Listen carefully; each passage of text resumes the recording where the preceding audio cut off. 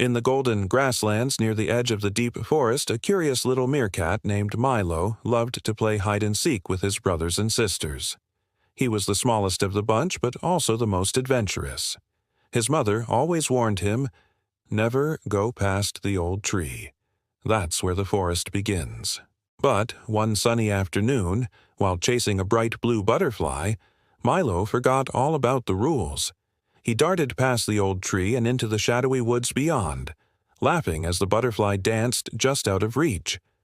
By the time the butterfly vanished into the trees, Milo realized he had gone too far. The tall grass was gone, replaced by thick roots and towering trees.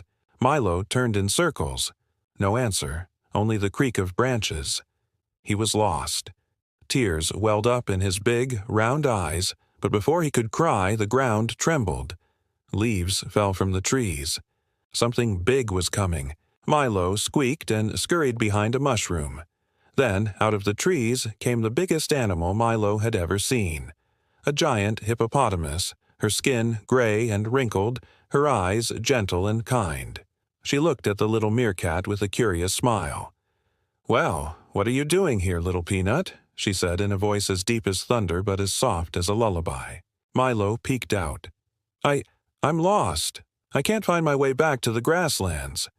The hippo sat down with a slow, careful plop. "I'm Hilda. I don't usually get visitors this tiny." Milo sniffled. "Can you help me get home?" Hilda nodded. "Of course I can. Climb on." Milo scrambled up onto her broad back, clutching her ears as she stood and began her slow, steady march through the forest. Along the way, they passed curious creatures, chameleons that waved hello, monkeys that offered fruit, and an old owl who gave directions in riddles. Hilda laughed at them all, her deep chuckle making birds fly from the trees.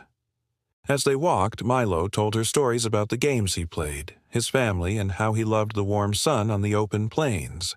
By the time the trees began to thin and the light grew golden again, Hilda said, "I think we're close."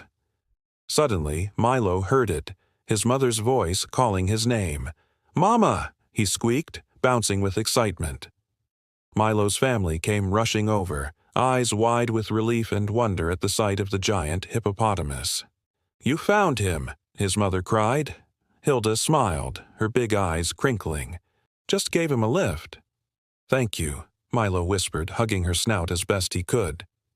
With a wink, she turned and disappeared back into the forest, leaving behind only soft footprints in the earth. From that day on, whenever Milo looked at the forest, he didn't feel afraid. He smiled, thinking of a gentle giant named Hilda, and how sometimes even the smallest creatures can be carried home on the backs of the biggest hearts.